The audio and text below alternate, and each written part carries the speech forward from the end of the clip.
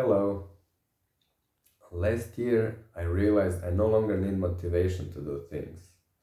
This is because I learned and accepted some of the most fundamental features of life. One such feature that's relevant for this topic, for not needing motivation, is action and reaction, cause and effect. Whatever happens in life, there's always a cause and an effect. There's always an action that causes a reaction. Most of the things are not this simple.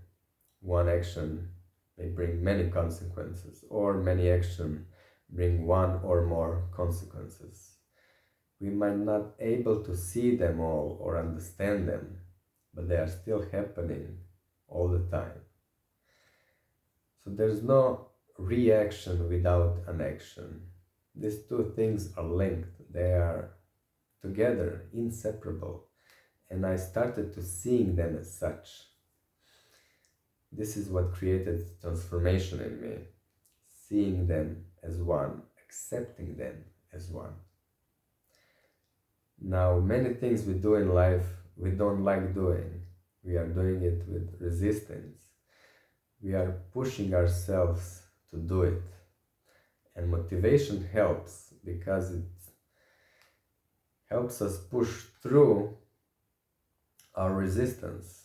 Motivation is a fuel that keeps us going because we are doing things unwillingly. But there are problems with motivation. First, you need to find it. Then you need to keep it going. And for something it works, for others it doesn't. It may break. You might need to find another motivation. And the motivation is also a problem. Because you are disliking what you are doing, something may happen that you dislike that thing even more, and then your motivation can break and you stop doing that thing and maybe even completely abandon that goal. But when I'm having a goal, when I want to reach my goal, and I understand what are the actions needed for reaching it, first I accept my goal and my actions before I even start. I do not resist the actions or the consequences of my actions. For example, if I want to prepare a meal for myself, I understand the actions and reactions that are involved in that process. So first I choose a meal, I take ingredients and I prepare the meal. Then I eat the meal. And after that there are dishes for washing, and I will wash them immediately after. And I don't dislike washing the dishes. I don't resist it at all, because I have accepted washing the dishes as an action with all other actions that's required for having a meal before I even started. And there's also consequences of having a meal is I need to clean my teeth.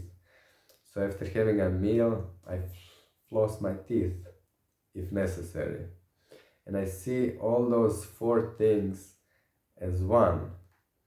Having a meal is for me four things: making a meal, eating a meal, flossing my teeth, and washing the dishes. And I accept all those actions even before I start doing anything.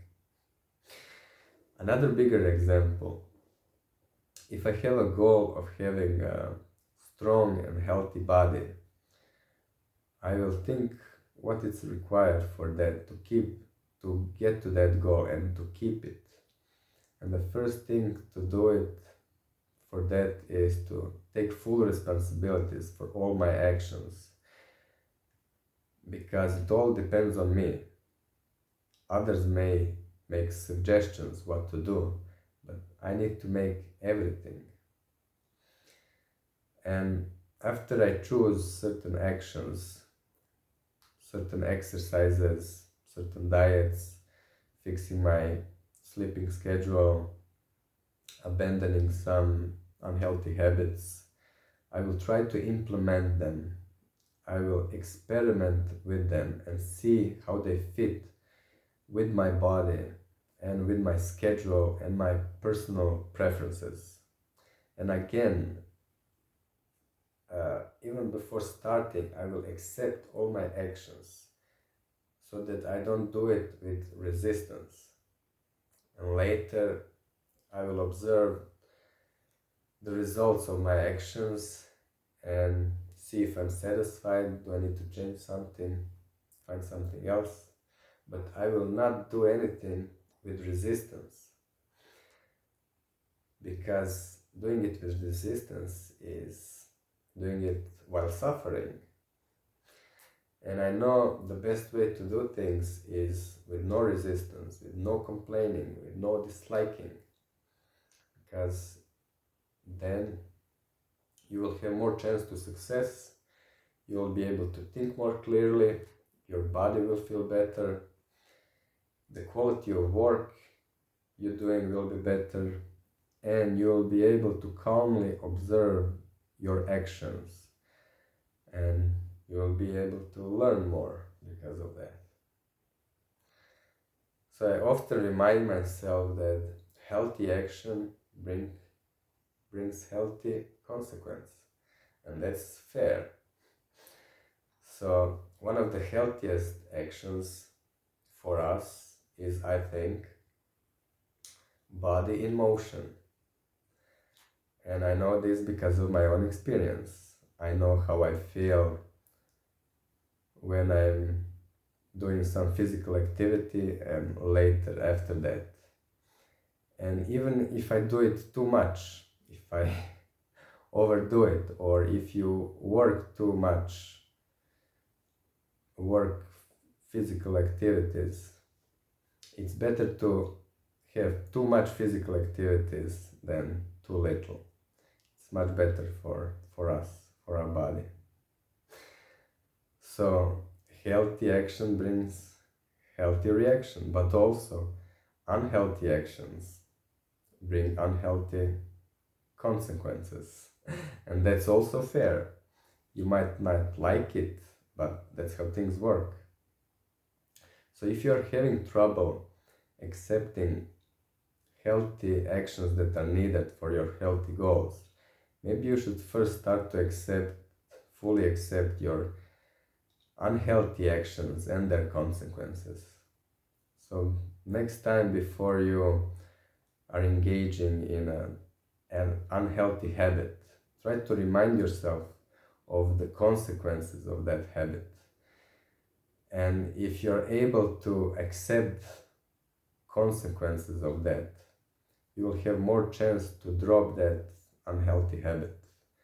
And then maybe you'll accept easier the healthy actions that are required for being healthy, because you will want to be healthy after you fully accept your unhealthy actions and consequences. So for example, sometimes I eat too many chocolate cookies and my stomach hurts and I feel unwell and unfit later. But I accept the consequences. I don't dislike that my stomach hurts, because it's from my own actions. And next time when I think to eat chocolate cookies, I think to myself, do I even want to start eating them because I'm having trouble stopping? And am I eating them compulsively, too fast while watching something? And should I even buy them because I cannot control myself? They are very tasty, but artificial sugar is unhealthy. It's better to stay with fruits, with bananas, oranges, mangoes, and all other naturally sweet food. So the biggest reason for needing motivation is because we are resisting our actions that are required for our goals. Another reason for motivation is because we don't have will to start doing things. And the lack of will could have many different causes, but in my opinion, one of the biggest, most important cause to deal with is living unhealthy. You're having too many unhealthy habits that are affecting your body and your mind.